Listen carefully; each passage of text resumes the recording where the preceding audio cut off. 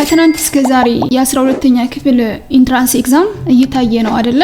እና ፈተናችሁን አይታችሁ የማለፊያ ውጤት ያልመጣላችሁ ወይም ደግሞ የወደቃችሁ ተማሪዎች አይናው በዚህ ሰዓት ምንም ነገር መስማት ላትፈልጉ ይሆናል። በጣም ስሜታዊ ልትሆኑ ትችላላችሁ። ምክንያቱም 12 ዓመት የለፋችሁበት ነው። ኢቭን እስከ ዛሬ ድረስ ምንም ሳይመስላችሁ አሁን ላይ ግን ግራ ገብቷችሁ ድብልቅልቅ ያለ ስሜት እየተሰማችሁም ሊሆን ይችላል። አንዳንዶቻችሁ ደግሞ አይ እኔ ከ470,000 ተማሪ ውስጥ አንዱ ነኝ፣ ስለዚህ ምንም ችግር የለውም ድሮም አውቀዋለሁ ብላችሁ ምንም ሳይሰማችሁ ኢንጆይ እያደረጋችሁ ልትሆኑ ትችላላችሁ። እስኪ ስሜታዊ የሆናችሁትም እንዲሁም ምንም ያልመሰላችሁም 10 ደቂቃ ስጡኝና ከዛ ምን ማድረግ እንዳለባችሁ ተወስናላችሁ።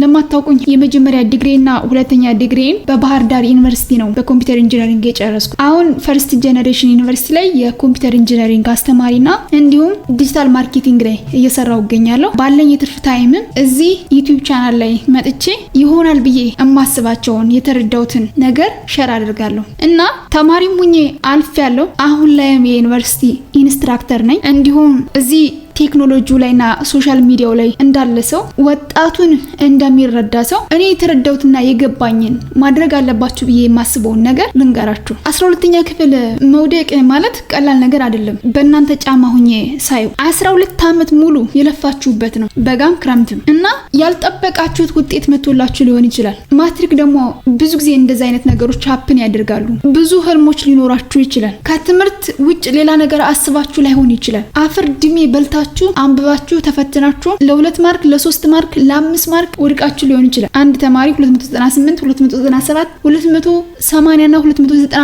አምጥቶ ለ10 ማርክ ለ5 ማርክ ለ2 ማርክ ለ3 ማርክ ውጤት የቀረበት ተማሪ ሊኖር ይችላል። እና እንዲህ ባደርጉ ኑሮ እኮ ከዚህ በኋላ በቃ ህይወት የተበላሸ ምንድነው ማደርገው ብላችሁ የሆነ በቃ ሰማይ መጥቶ እናንተ ጋር የተደፋባችሁ የሚመስላችሁ ነገሮች ሁሉ ጨለማ የሆኑባችሁ እህት ወንድሞቼ ትኖራላችሁ። እና ምን ማድረግ እንዳለባችሁ ልንገራችሁ።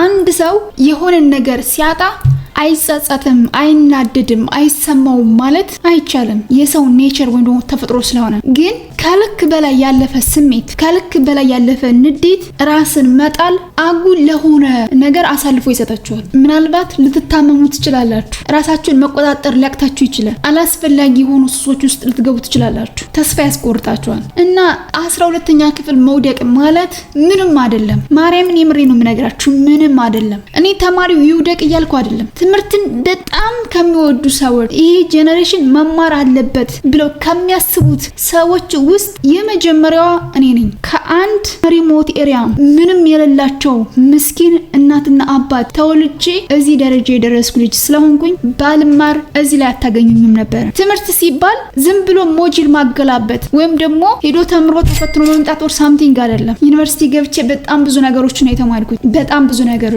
እንዴት መኖር እንዳለብኝ፣ የሰዎችን ካልቸር፣ የሰዎችን እምነት፣ እርስ በርሳችን እንዴት ሪስፔክት ተደራርገን መኖር እንዳለብን፣ ገንዘቤን እንዴት በአግባቡ መጠቀም እንዳለብኝ፣ ኢቭን አስተማሪዎች እኛ ላይ በሚያደርሱት ጫና፣ በፈተናው ውስብስብነት በጣም ብዙ ነገሮችን አልፌ ተፈትኜ ድቅቅ ብዬ ወጥቼ ነው እዚህ ደረጃ የደረስኩት። ያ ደግሞ ብዙ ነገሮችን እንድቋቋም የበለጠ እንዳስብ ጠንካራ እንድሆን ረድቶኛል። እና ትምህርት ሲባል ዝም ብሎ ክላስ መሄድ መመለስ አይደለም። ላይብራሪ ውሎ መምጣት ብቻም አይደለም። አሁን ስለዛ ላወራችሁ አይደለም። ያ ትምህርት አስፈላጊ ነው ብለው ከሚያምኑት ውስጥ የመጀመሪያዋ ነኝ ያልኳችሁ አይደለም። ካልሆነስ አልሆነም። በቃ ካልሆነ አልሆነም።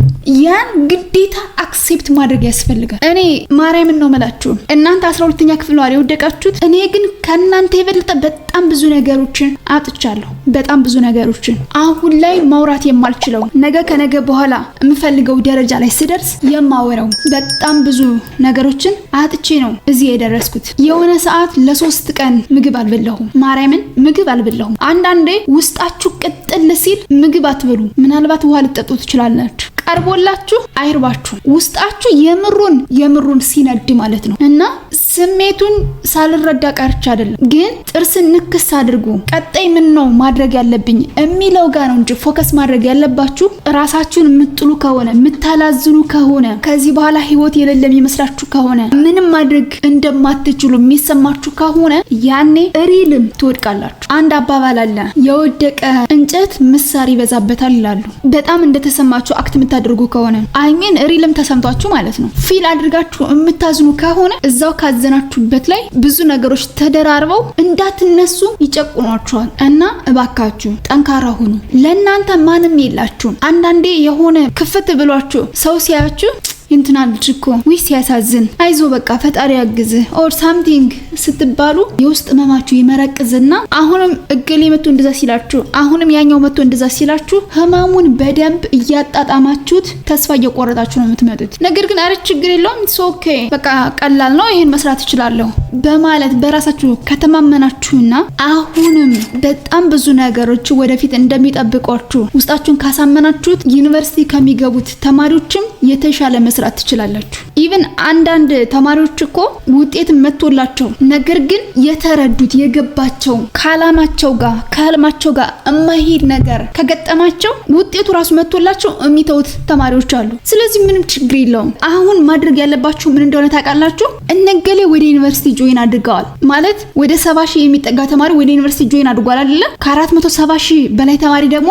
ወደ ዩኒቨርሲቲ አይገባም። ስለዚህ ዩኒቨርሲቲ ከገቡት ተማሪዎች የዛሬ 4 ዓመት 5 ዓመትና 6 ዓመት እነሱ ግራጁዌት አድርገው ሲወጡ እኔ ይሄን አድርጌ መጠበቅ አለብኝ ብላችሁ መወሰን አለባችሁ። አሁን ላይ መማር ብትፈልጉ እንደዚህ አይነት ተራ ስልክ ካላችሁ ሁሉንም መማር ትችላላችሁ ቤታችሁ ቁጭ ብላችሁ።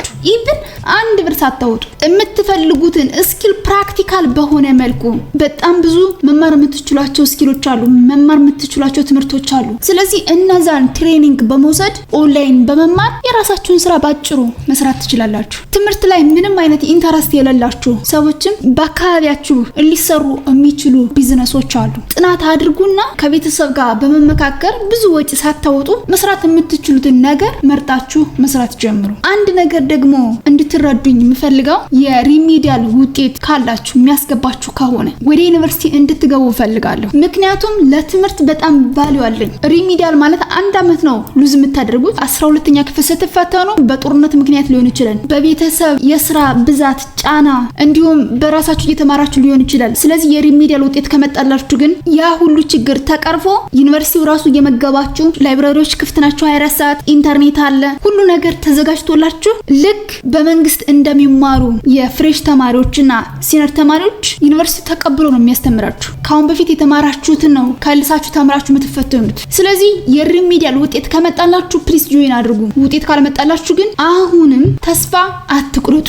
ብዙ ነገሮችን ማድረግ ትችላላችሁ። ካሁን በፊትም ደጋግሜ እንደምናገረው አይደለም እስከ 12 ሄዳችሁ ከ7ኛ ክፍል ከ8ኛ ክፍል ከ10ኛ ክፍል ከ11ኛ ክፍል አቋርጠው ዛሬ ላይ ትልቅ ደረጃ የደረሱ ሰዎች አሉ። ሁሉም ሰው ማለት የኢትዮጵያ 120 ሚሊዮኑ የተማረ አይደለም። የተወሰነ ነው ተምሮ ስኬታማ የሆነ። የምትችሉትን ሞክራችኋል፣ የማትችሉትን ደግሞ አክሴፕት አድርጎ ዘን ወደሚቀጥለው መሄድ ነው የሚያዋጣው እንጂ ዲፕ የሆነ ዲፕሬሽን ውስጥ መግባት፣ ተስፋ መቁረጥ፣ አጉል ከሆኑ ጓደኞች ጋር መዋል፣ አላስፈላጊ የሆኑ ሱሶችን መልመድ፣ መጠጣት ያ ሁሉ አስፈላጊ አይደለም። ኢቭን ጦርነት መግባት ፕሊስ። እናንተ ጠንካራ ካልሆናችሁ ሌላ ሰው ሊያጠነክራችሁ አይችልም። አንድ ማወቅ ያለባችሁ ነገር እናንተ ከደበራችሁ ሌላ ሰው ከድብርት ሊያወጣችሁ የሚችል ማንም የለም። ለራሳችሁ ያላችሁ ራሳችሁ ናችሁ። ኢቭን እናንተ ተስፋ ስትቆርጡ ሲደብራችሁ እናት አባት ሁሉ በእናንተ ተስፋ ይቆርጣል። ኢቭን እናት አባት አጉል የሆነ ስሜት ቢሰማችሁ፣ አላስፈላጊ የሆነ ንግግር ቢናገሯችሁ የራሳችሁን አቅም ራሳችሁ ታውቃላችሁ። የሰው ልጅ ከዜሮ ተነስቶ ህይወቱ መቀየር ይችላል እና ቢዝነስ ለመስራትም 50,000 ብር፣ 100,000 ብር፣